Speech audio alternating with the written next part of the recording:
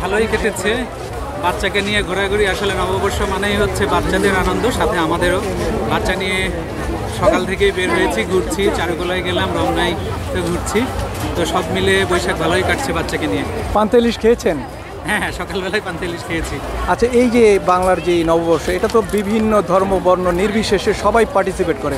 তো সেই জায়গা থেকে আপনার মেসেজ কি? এই ধরনের বিনোদন হইলে কি সবাই পার্টিসিপেট করবে, বা আপনার প্রত্যাশার জায়গা কি হওয়া উচিত? আমাদের প্রত্যাশা হচ্ছে যে আমরা বাংলাদেশি সংস্কৃতি এবং বাঙালি সংস্কৃতি, আমাদের গোটা পৃথিবীর মধ্যে আমরা শুধুমাত্রই বাংলাদেশেই আছি বাঙালি, এবং হচ্ছে ইন্ডিয়াতে কিছু। তাহলে আমাদের এই বৈশাখটা হচ্ছে আমাদের সর্বজনীন হচ্ছে বাঙালিদের জন্য।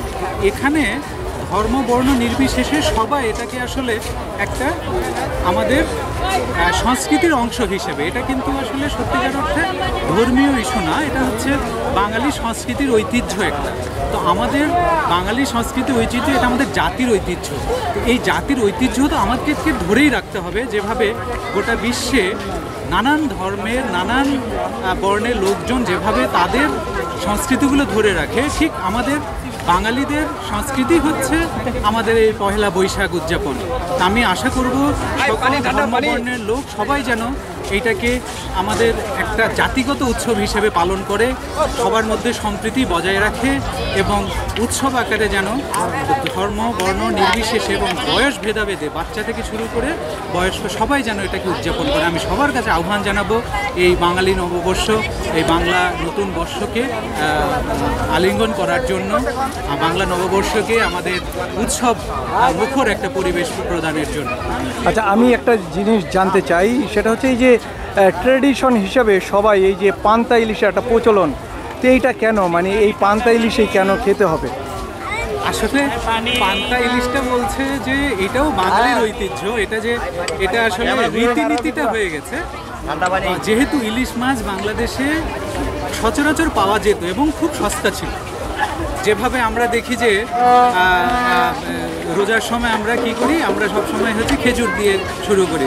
সৌদি আরবে যেহেতু খেজুরটা অ্যাভেলেবল, ওখানে খেজুর দিয়েই রোজার সময় ইফতারি করা হয়। একইভাবে বাংলাদেশের পরিবেশে ইলিশটা ছিল আগে খুবই সস্তা।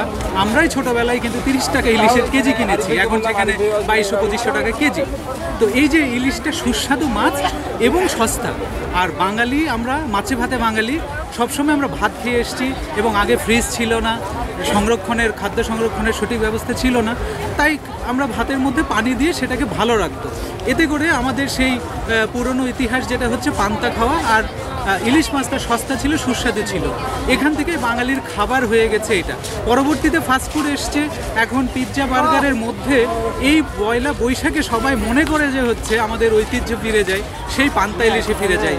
এটা আসলে এভাবে এসছে, এখানে তেমন কিছু না যে পান্তা ইলিশ খেতেই হবে, যেহেতু আমাদের এটা সচরাচর ছিল, এই জন্যই খাওয়া হয়। অসংখ্য ধন্যবাদ ভাইয়া, আপনাকে অনেক কিছু জানতে পারলাম। আমরা একটু ছড়া শুনি এই ছোট্ট বাবুর কাছ থেকে। বলো মামনি।